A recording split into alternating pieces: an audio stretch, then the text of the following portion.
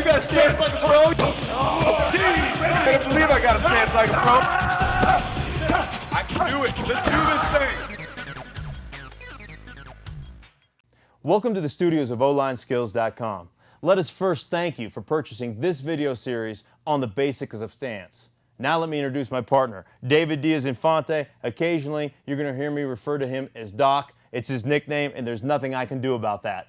Let me introduce my partner, Mark Schlereth. You hear me refer to him as Stink, Stinko. These are nicknames we've had for quite a few years. Yeah, and it's the old adage, you can't teach an old dog new tricks. Well, you can't teach a couple of ex-offensive linemen not to use nicknames, so you're just going to have to put up with that. That's too many years in the locker room. Remember, you're accessing 20-plus years of professional experience, 5 Super Bowls, and Mark's even been to a few Pro Bowls. And remember, we've been coached by some of the best in the business in pro football. That's right, and it all starts with the fundamentals and the basics of stance, which is the foundation of any football player. If you're not in a good stance, you're not going to have the success that you want to have to become the best that you can be, David. Remember, proper stance equals proper technique, and that's the key to winning in the trenches. Exactly right. So, you know what? Why don't we go down to the field and do some teaching? Let's go to the field where we get our work done.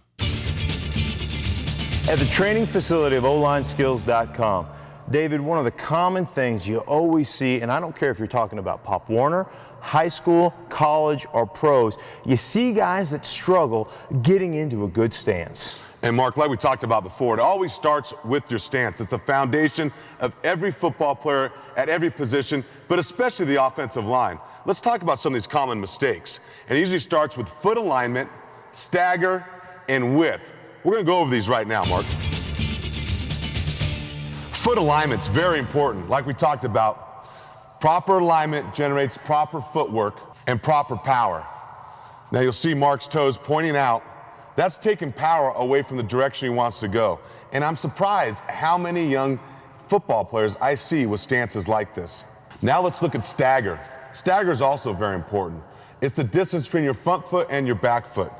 Too much back and you can't move in every direction. Maybe good for going forward, but remember, in the offensive line, you have to be able to move in every direction equally as efficient. Now we have no stagger at all. You need some stagger to generate power. And it all depends on whether you're on the left side of the line or the right side of the line, in a left-handed stance or a right-handed stance. Width is also very important. It's going to vary by your body type and build, but too narrow and your steps become too big. And that's always a problem in the offensive line. Also, too wide. You can't take any steps. You can only lose ground to go in every direction, and you certainly can't generate any power. Also, remember, hand position. Your offhand, you may not think it's very important, but there's some common mistakes. The important thing about your offhand, it has to be ready to perform, because football is played with your hands, especially in the trenches. Man, David, those mistakes are just all too common, aren't they? Yeah, we've seen it a lot across the country talking to kids about football basics. And remember, that was foot alignment, width, stagger, and what to do with that offhand. Well, let's continue with the mistake theme, and let's talk about weight distribution, and let's talk about your down hand, how it should be positioned. One of the common mistakes you always see with young kids is the knuckles down. Football coaches like to say, hey, put your knuckles down so you don't get your fingers stepped on. Let me tell you something, if you get your fingers stepped on, the guy's offsides or you're too doggone slow. One of the other common mistakes you see is too much weight forward. I always do this to kids. You come up with a kid with his weight forward like this. Do you see how unbalanced he is? He can only go forward. He can't pass protect, he can't drop back, he can't do the things he needs to do. So this is something that you have to correct at a very young age. You cannot have that much weight forward. You have to be balanced in a football stance. David, I helped coach a high school football team this year, and I did that. Right when I walked in, I kicked everybody's hand out. Every guy fell to the ground. Way too much weight forward. You can't be good. That weight distribution and those knuckles are a common mistake that you constantly see. Well, let's continue with that, and let's talk about some of the mistakes we see with back position, the bowed back, and the head down in a football stance that just won't help you get it done. Just absolutely poor posture you can't generate power from. That's it. Now look at Mark's back. It's bowed, it's in a bow-like shape, it doesn't line up with his hips and his knees, and look at his head down. So many players have their head down. Your head should always be up because you've got to see what the defense is doing and where you're going. It really helps with your vision, and that bowed back will really keep you from generating power and being in the proper position to play football in the trenches.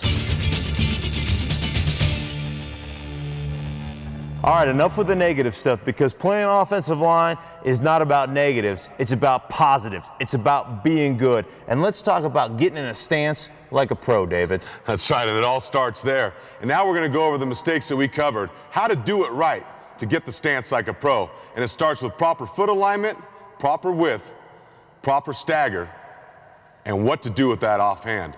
Let's do that again. Now you'll notice Mark's feet.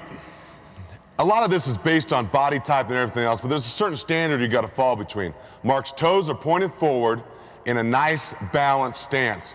And with your toes pointed forward, whether you're left or right-handed stance, notice what it does to your ankle, your knee, your hip, and your back. It all starts with proper foot alignment. Now let's talk about width. Look at Mark's width. It looks comfortable and balanced compared to his shoulders and his body type. With that width, he has the ability to step in any direction. To go multi-directional is what you have to do in the offensive line. That's what makes it one of the most unique positions on the field in the game of football. Now look at his stagger also. We showed you what it looks like to have too much stagger or too little. Your stagger should be somewhere between, so your back foot is somewhere on your front foot's plane. That means either from the arch or to the heel. It'll depend on your body type, flexibility as to where that foot's positioned, but the proper stagger will allow you to generate the proper power and step in the proper manner.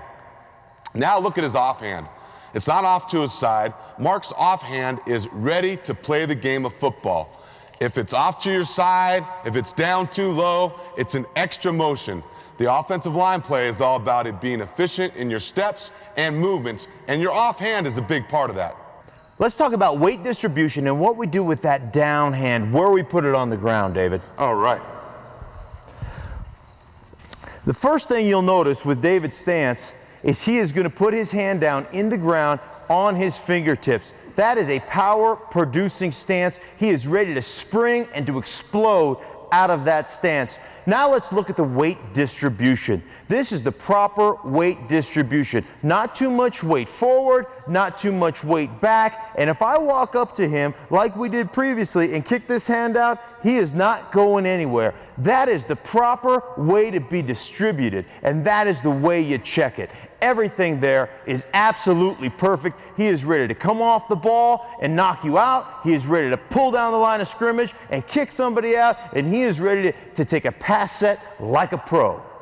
Hey, we've covered the mistakes and we've covered the corrections to those mistakes so that you can have a stance like a pro. That's right. Remember, we talked about proper foot alignment, the angles, back posture, that flat back to help you generate power to win that war in the trenches. Brother, that was awesome, man. I had a lot of fun. You got it, man. Let's go back to the studio. Ready? Break! Hey, from the guys here at OLineSkills.com, we thank you for purchasing this video. And we know that if you watch it and you study it, you'll become the best you can be, whether it's a player or a coach. Remember, repeat it, practice it. The techniques in these series will help you become a better player in the trenches. That's right. These techniques are timeless and they'll be good forever. So continue to review it and continue to go to our website at OLineSkills.com, where we want to continue to produce videos that will help you become the best that you can be. Questions, comments, emails, let us know an area that you're stuck with or have concerns about. We'd love to help you out. Remember, right here at OLineSkills.com, our motto, developing the mind, the body, and the soul of the truly skilled athlete, the offensive line. That's right. Blue ladies, you got a stance like a pro? I can't believe I got a stance like a pro. I can do it. Let's do this thing. Back at the training facilities of OLineSkills.com. David, I get so excited about the proper stance. I get so excited about the power that you can generate. So let's slow it down and show them step by step exactly. That's how you stone a defensive lineman.